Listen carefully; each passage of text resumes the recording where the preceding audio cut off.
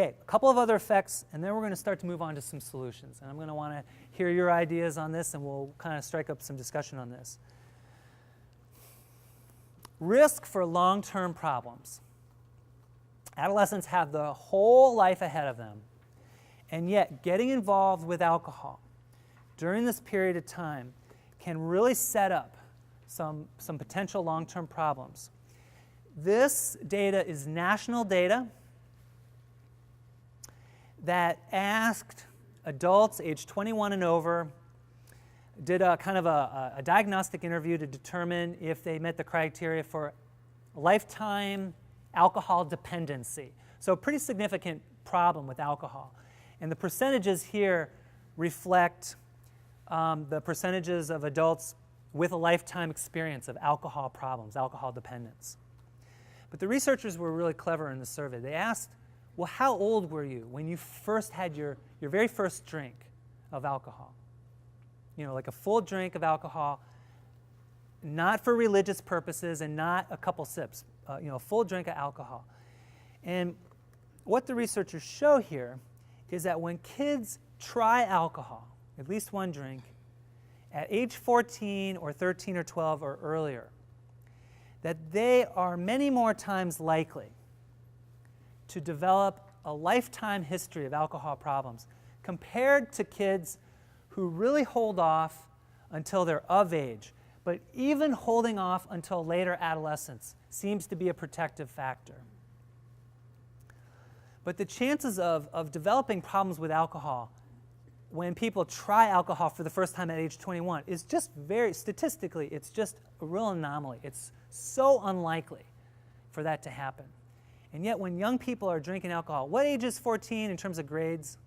Like about what grade, what school? We're talking 9th grade, so 13 would be 8th grade. If you know a young person in middle school who has already experienced alcohol, tried alcohol, that is very concerning. 9th grade, very concerning.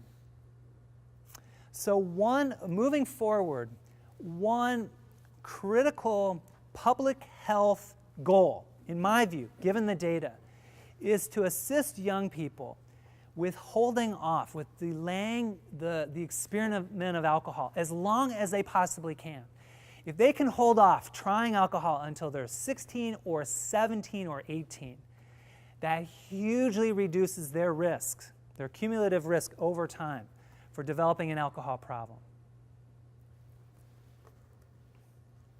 In Dane County, about 1 out of 5 high school students, so the whole population of high school students, 1 out of 5 is at this heightened risk category, this higher risk level, because they tried alcohol at or before age 14. So folks, this is a significant public health concern. If we can help kids delay that experiment, we are really going to be assisting them. Yes? Is there a correlation between the alcohol issues and marijuana issues? I mean, if a student reported their first use of marijuana was early teens, does that also increase the likelihood of problems as an adult with marijuana or other drugs? Yeah, it sure does. The age of experiment, age of first use of marijuana and of alcohol is the single biggest predictor of who will develop problems with a substance and who will not. And there are literally probably about 150 research-based risk factors. I mean, there's all kinds of risk factors out there for young people. Who will develop problems with substances and who won't. And although we don't have a crystal ball, there's no guarantees on this, but the age of use initiation for alcohol or marijuana is a huge predictor. Huge predictor. And if you know some young people who have tried alcohol, it's verified that they tried alcohol or marijuana at these early ages, it's not something to get upset about or to keep you up at night, but it's something to really pay attention to as they're getting older, as they're developing, something to keep an eye on and monitor. I had that discussion with my daughter before, and her response was, what about other cultures? they grow up using like France, for example. Is that true in other countries or just in the U.S.? Yes. Well, Western Europe, France, Germany, and England, they are starting to come out of their own national denial. The rates of binge drinking and related problems in Western Europe are finally getting attention by the highest levels of government. And that there's been a real, I think, misunderstanding on the other side of the pond here in the U.S.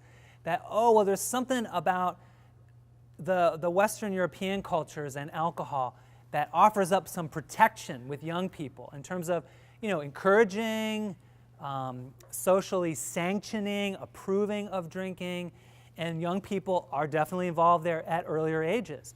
But folks, the data suggests that they are really struggling with high rates of alcohol problems into young adulthood. That rates of alcoholism in France among adults is becoming a very significant social problem that, again, has really gotten the French government's attention. So they're coming out of their own denial on this.